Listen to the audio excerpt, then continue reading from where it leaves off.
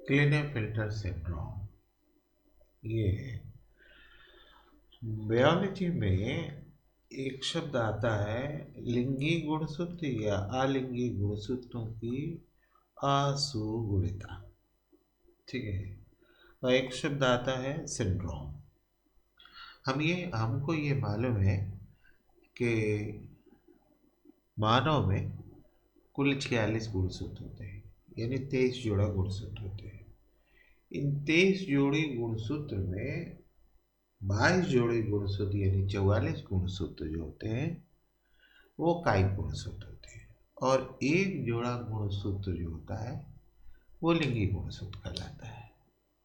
पुरुषों में लिंगी गुणसूत्र को हम एक सवाई से लिखते हैं, और महिलाओं में ये लिंगी गुणसूत्र डबल एक्स से लिखा जाता है। तो असुगुणिता में होता क्या है? गुणसूत्रों के जोड़े में दो गुणसूत्र होते हैं। मतलब अगर 8वां गुणसूत्र का जोड़ा लिया गया तो उसमें दो गुणसूत्र होंगे, 12वां गुणसूत्र का जोड़ा लिया गया तो उसमें 12 गुणसूत्र होंगे, 23वां जोड़ा लिया गया तो उसमें दो गुणसूत्र होंगे। तो गुणसूत्र जोड़े में एक जोड़े में दो गुणसूत्र होते हैं। अब यही स्थिति है, युग्मक जनन के समय गुणसूत्रों का पृथक करण नहीं हो पाता है, गुणसूत्रों के अवियोजन की स्थिति उत्पन्न हो जाती है। दोनों एक दूसरे से पृथक नहीं हो पाते, या फिर अवियोजन की स्थिति रह जाती है, चाहे वो नर युग्मकों का युग्मक जनन हो या मादा युग्मकों का युग्मक जनन हो। तो युग्मक जनन की ये असंगत व्यवस्था में, यानी युग्मकों का पृथक्करण नहीं हो पाता, तो युग्मकों के पृथक्करण के न होने से क्या स्थिति मिलती है? गुणसूत्रों के जोड़े में गुणसूत्रों की संख्या या तो दो के स्थान पर बढ़ जाती है, या फिर दो के स्थान पर घट के एक रह जाती है। तो गुणसूत्रों के जोड़े में गुणसूत्रों की संख्या का बढ़ना या घटना, यही सिंड्रोम, यही असुगुणिता कहलाती है। इसमें जो रोग उत्पन्न होता है वो रोग सिंड्रोम कहलाता है। ये कायिक गुणसूत्रों में भी होता है और फिर लिंगी गुणसूत्रों में भी होता है।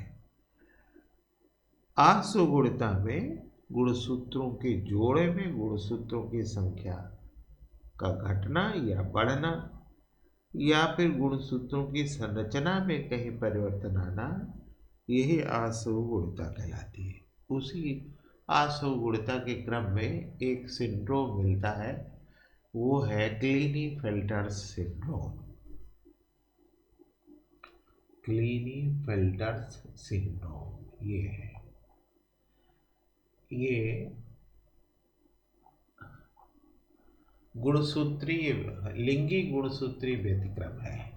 लिंगी गुणसूत्रीय व्यतिक्रम है ये। इसमें होता क्या है, ये व्यक्ति असामान्य, जाहिर सी बात है, जब जोड़े में दो के स्थान पर तीन या जोड़े में दो के स्थान पर एक गुणसूत्र हो जाता है तो निश्चित रूप से उस जीव के, उस मानव के व्यवहार में परिवर्तन आता है, इसलिए ये असामान्य व्यक्ति होते हैं। इनमें मुख्य बात क्या है कि इनका जो लिंगी गुणसूत्र होता है वो XX और XY न होकर के XX हो जाता है। XX या XY न होकर के XXY हो जाता है। मतलब क्या हुआ कि जोड़े में दो गुणसूत्र के स्थान पर तीन गुणसूत्र हो गए, जोड़े में दो गुणसूत्र के स्थान पर तीन गुणसूत्र हो गए। तो हमारा जो 46 टोटल गुणसूत्र था वो अब बढ़ गया, वो बढ़ करके 47 हो जाएगा। इसमें 44 जो है कायिक गुणसूत्र हो गए, तीन लिंगी हो गए। अब इसका प्रभाव क्या पड़ेगा? आप देखिए, एक्स के कारण जो है ये मादा गुण आते हैं और वाई के कारण नर गुण आते हैं। यहाँ डबल एक्स वाई है, तो डबल एक्स के कारण पुरुषों में स्त्रियों के समान लक्षण दिखाई देते हैं और वाई के कारण जो है पुरुषों पुरुषों के लक्षण दिखाई देंगे। तो स्त्रियों के लक्षण का क्या मतलब हुआ? इसमें स्तन पाया जाएगा, लेकिन चूंकि वाई भी गुणसूत्र है इसलिए ये अल्प विकसित होगा। दूसरी चीज ये है कि स्त्रियों के समान शरीर पर बाल नहीं पाए जाएंगे या कम बाल होंगे। पुरुषों के लक्षण क्या होंगे? सामान्य, इनका शरीर सामान्य होगा, लंबा शरीर होगा, लेकिन अतिरिक्त एक्स गुणसूत्र डबल एक्स होने के कारण जो जननांग है वो कम विकसित हो जाएंगे, यानी वृषण जो होगा वो कम विकसित होगा, मतलब शुक्राणु का निर्माण नहीं होगा। जनन ग्रंथियां जो है वो अल्प विकसित हो जाएंगी, तो शुक्राणु का निर्माण नहीं होगा, यानी यहाँ जो नर होगा वो बंद होगा, स्टेराइल होगा। इनमें शुक्राणु का निर्माण नहीं होगा।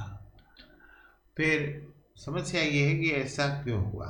हमने आपको बताया कि इस सिंड्रोम के दो परिस्थितियां हैं, एक हाइपोगोनाडिज्म कहलाती है, एक गायनेकोमैस्टिया कहलाती है। हाइपोगोनाडिज्म में जो जननांग है वो कम विकसित होंगे, जननांग और जनन ग्रंथियां बहुत कम विकसित होंगी। गायनेकोमैस्टिया वो एक्स के कारण होता है, अतिरिक्त एक्स के कारण इनका शरीर महिलाओं के जैसे समान हो, यानी ये बाल कम हो जाएंगे, स्तन पाए जाए, लेकिन वाई के कारण जो है विकसित नहीं होगा। अब इसको हम क्रॉस से लेने का प्रयास करें। एक पुरुष है जो कि सामान्य है, एक्स वाई से प्रदर्शित हुआ, एक स्त्री है जो कि सामान्य है, एक्स एक्स से प्रदर्शित हुआ। अब युग्मक जनन की क्रिया में यहाँ पुरुष में ये अवियोजन नहीं हो पाया, पृथक्करण एक्स वाई से नहीं हो पाया, तो एक्स वाई रह गया और दूसरा जो है जो नर युग्मक होगा उसमें किसी प्रकार के गुणसूत्र नहीं होंगे। स्त्रियों में ये अवियोजन की स्थिति नहीं थी, पृथक्करण हो गया, एक्स और एक्स बन गए। अब जब संयुग्मन होगा तो डबल एक्स वाई यहाँ बन जाएगा, यहाँ जब संयुग्मन होगा यहाँ भी डबल एक्स वाई बन जाएगा, यहाँ एक्स और एक्स हो जाएगा, यानी यहाँ कुल गुणसूत्र 47 हो जाएंगे, यहाँ भी कुल गुणसूत्र 47 हो जाएगा, लेकिन एक गुणसूत्र यहाँ कम होने के कारण 45 हो जाएगा, यहाँ भी एक गुणसूत्र कम होने के कारण 45 हो जाएगा। तो ये डबल एक्स वाई की स्थिति क्लेइनोफिल्टर सिंड्रोम कहलाती है और एक्सो की स्थिति टर्नर सिंड्रोम कहलाती है। ये हो गया पुरुषों में युग्मक जनन के समय युग्मकों का पृथक्करण या अवियोजन की स्थिति न रहना। ठीक है, तो दूसरी स्थिति हम महिला में लेते हैं, ये सामान्य पुरुष है, ये सामान्य महिला है। युग्मक जनन की क्रिया में महिलाओं में ये अवियोजन पृथक्करण की क्रिया नहीं हुई, जिसके कारण एक में डबल एक्स, दूसरे में कोई गुणसूत्र नहीं आया। पुरुषों में सामान्य वियोजन हो गया, एक्स और वाई गुणसूत्र मिल गए, तो फिर संयोजन की क्रिया में यानी निषेचन की क्रिया में हमको ट्रिपल एक्स मिल गया, यह अतिमादा कहलाएगा। डबल एक्स वाई मिल गया, ये क्लेनेफेल्टर सिंड्रोम हो गया।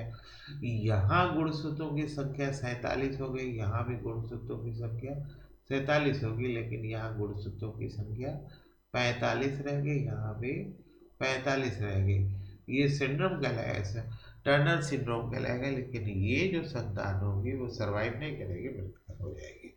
तो क्लीनेफेल्टर सिंड्रोम जो है ये लिंगी गुणसूत्रों में असुगुणता के कारण है, लिंगी गुणसूत्रों के व्यतिक्रम के कारण है। इसमें लिंगी गुणसूत्र डबल एक्स वाई होते हैं, जोड़े में 2 के स्थान पर 3 गुणसूत्र होने के कारण गुणसूत्रों की संख्या कुल 47 हो जाती है। इसमें 2 स्थितियां आती हैं, हाइपोगोनाडिज्म और गायनेकोमैस्टिया। हाइपोगोनाडिज्म में चूंकि नर जननांग विकसित नहीं हो पाते, इसलिए शुक्राणु नहीं बनते। और गायनेकोमास्टिया में स्तन और कम बाल मिलते हैं, लेकिन वाई गुणसूत्र के कारण स्तन विकसित नहीं हो पाते। सर्वप्रथम 1942 में H.F. क्लीनेफेल्टर नामक अमेरिकन वैज्ञानिक ने इस प्रकार के असामान्य पुरुषों का वर्णन किया है। तो इस तरह से असंगुणिता क्या है, लिंगी गुणसूत्र को हम क्लीनेफेल्टर सिंड्रोम में समझे। दूसरी क्लीनेफेल्टर सिंड्रोम की खोज किसने की, इसमें गुणसूत्रों की संख्या क्या होती है, और ये सिंड्रोम जिस पुरुष में पाया जाता है उसमें क्या लक्षण दिखाई देते हैं। इस आधार पर क्लीनेफेल्टर सिंड्रोम के बारे में हम टिप्पणी भी लिख सकते हैं, पूछे गए प्रश्नों के जवाब भी दे सकते हैं।